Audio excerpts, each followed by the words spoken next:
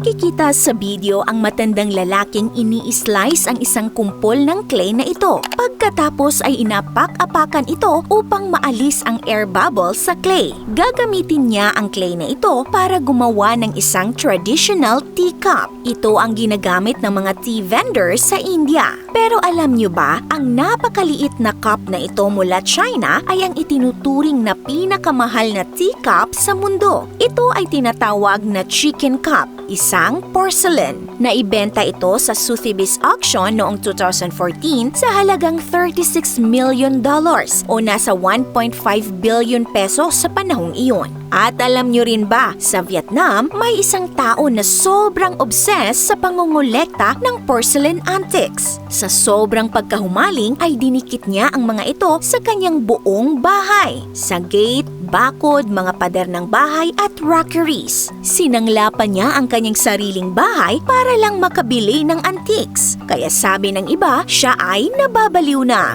Ayon sa VN Express International, ang mga nakadikit na ceramic plates na ito ay umabot lang naman sa 13,000 na piraso. Ang iba dito ay nagmula pa sa Vietnamese at Chinese dynasties. Siguro kung ibebenta niya ito, baka may chance siyang maging milyonaryo o bilyonaryo ano?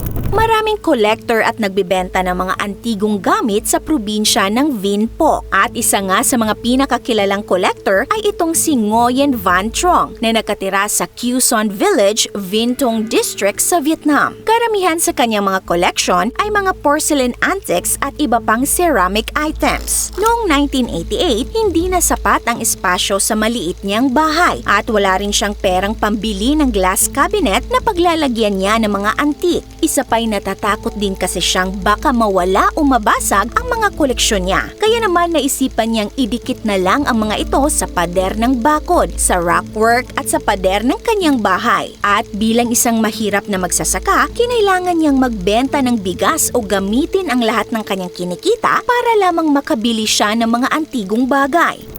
Inamin din ni Trong na mas mahal umano niya ang mga antigong bagay ng maraming beses kaysa sa asawa niya. Dahil dyan, nagawa niyang maisangla ang kanyang bahay upang makahiram ng pera sa bangko para makabili ng antiques. Bagaman kalaunan din ay nabayaran ng kanyang anak ang utang niya. Ang mga pader ng bahay ni Trong ay natatakpan ng ancient bowls, plates at mga piraso ng palayok. Sa bakuran naman niya nakahanay ang ilang dosenang stone mortars at ang tatlong haligi sa harap ng kanyang bahay ay nakakabitan ng mga lumang barya at mga lumang botones. Naglalayon si Trong na i-preserve ang kultura ng kanilang village kaya niya ito ginagawa. Ayon sa kanyang asawa, sa kabila ng mataas na value ng mga koleksyon ni Trong ay hindi niya ito ibinibenta. May tao na rin daw na nag-offer ng $800,000 o nasa 46 million pesos pero tinanggihan niya ito. Para kasi kay Trong, ang pagbibenta ng antiques ay para na ring pagbibenta ng cultural values ng bansa.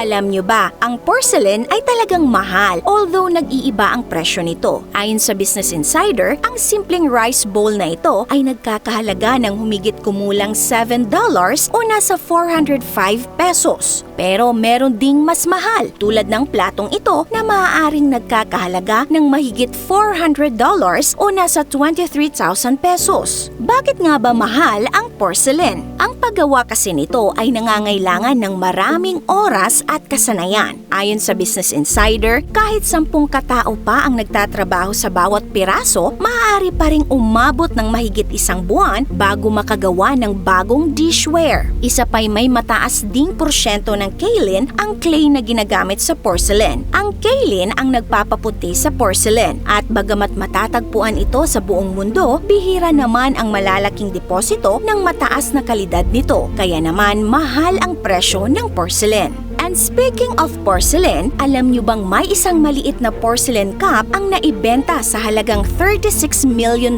sa isang auction sa Hong Kong? Sa pera natin, nasa 1.5 billion pesos ito sa panahong iyon. Ito ang chicken cup na may disenyo ng tandang at inahing nag-aalaga sa kanilang mga sisiw. Ang tasang ito ay may diameter na 8 centimeters o 3.1 inches lamang. Ginawa ito noon pang panahon ng paghahari ng Qianghua Emperor ng dinastiyang Ming na namuno mula 1465 hanggang 1487. Sa madaling salita ay mahigit 500 years old na ang naturang tasa. Originally, ginawa ang chicken cup para sa alak. Isa itong wine cup. Pero ngayon, mas nakilala ito bilang pinakamahal na teacup matapos itong inuman ng tsaa ng nakabili. At ayon sa Sotheby's, mayroon lamang 17 na ganitong uri ng tasa, kung saan ang 4 ay nasa pribadong pagmamay-ari at nasa mga museo naman ang natitira. Binili ang tasang ito ni Liu Yiqian, isang kolektor mula China at nagmamay-ari ng Long Museum sa Shanghai. Sa huli, hindi lamang ito tungkol sa mga tasa o anumang antigong koleksyon, kundi sa malalim na pagmamahal, respeto at pagpapahalaga sa kultura, kasaysayan at mga kamay na lumikha nito. Kung nagustuhan niyo po ang video natin today ay mag-comment lang ng yes. This is Ate O from our Republic. Hanggang sa muli and stay awesome!